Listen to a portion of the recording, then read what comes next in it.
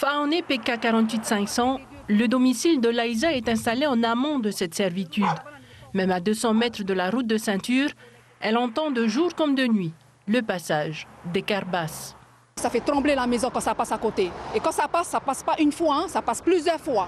N'en parlons pas la nuit, il passe plusieurs fois. Et quand ils mettent la basse, c'est énorme, c'est vraiment puissant. Cela fait 17 ans que Laïsa et son mari ont acheté et construit leur foyer à Faoné.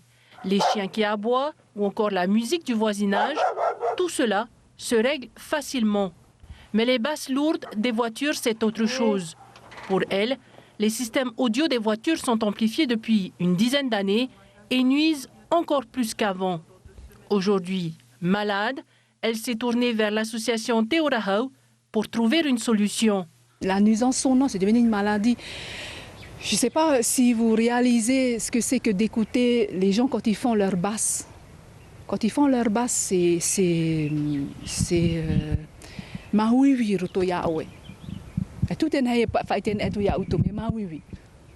Je ne sais pas, Rato, ça les fait jouir peut-être d'entendre cette musique-là, mais pas moi, ça ne me fait pas du tout jouir. À Taï-Arapu Est, un arrêté municipal de 2016 réglemente tout type de nuisance sonore. Laïsa, elle, se prépare à porter plainte. Roland Garrigou, Yarana. Yarana. Donc vous êtes le président de Teorahau depuis 3 ans. Les plaintes, on vient de voir l'histoire de Laïsa Hioé. Les plaintes comme celle de Laïsa ont-elles des chances d'aboutir? Oui, si elles sont bien préparées, elles aboutiront. C'est-à-dire? Clairement. C'est-à-dire que si... et c'est tout le problème.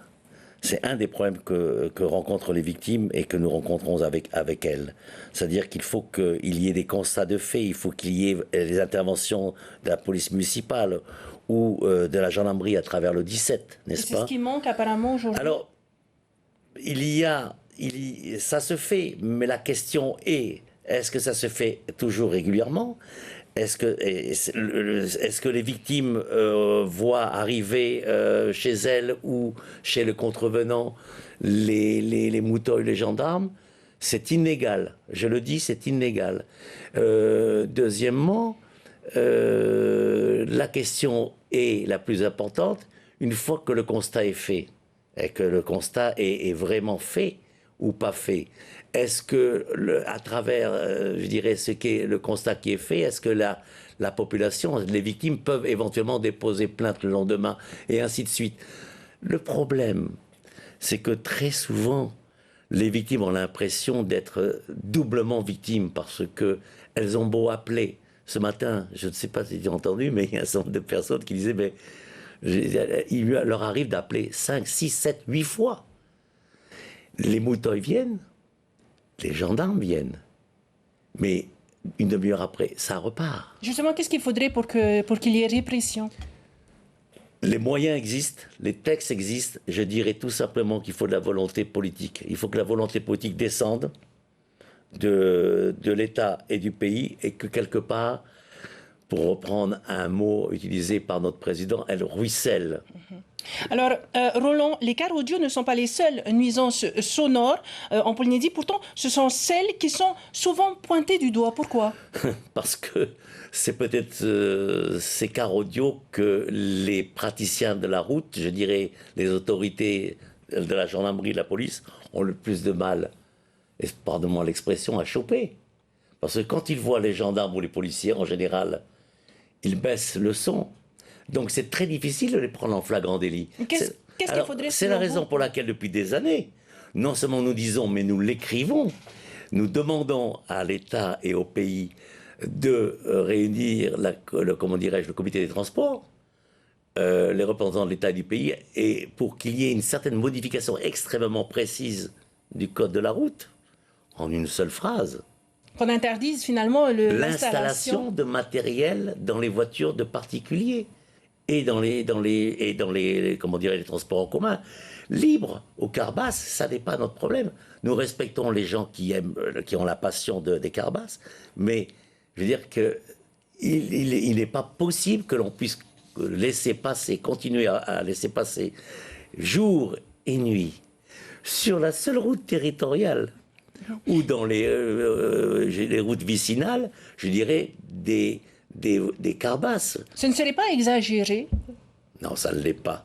Ça ne l'est pas.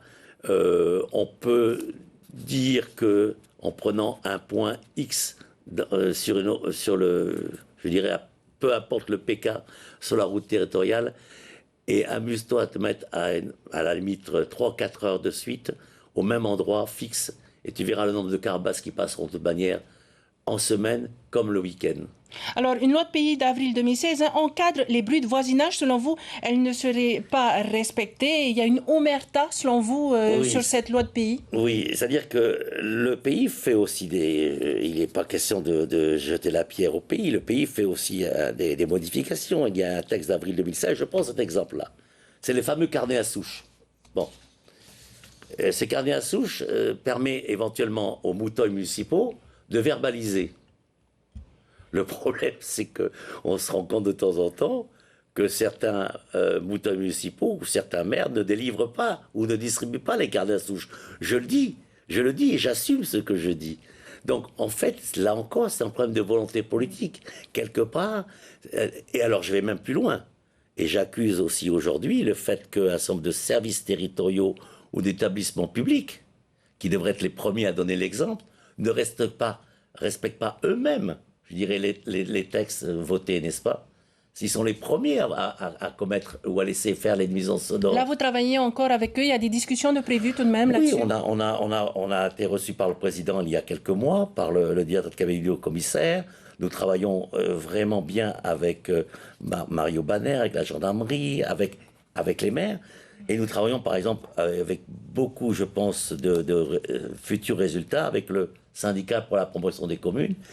Parce que quand même, malgré tout, c'est ça qui nous donne de l'espoir, les maires eux-mêmes se rendent compte que c'est en train de déborder dans chacune des communes. Et qu'est-ce qu'ils demandent au SPC? Ils demandent au syndicat éventuellement de leur donner du marc pour pouvoir réagir.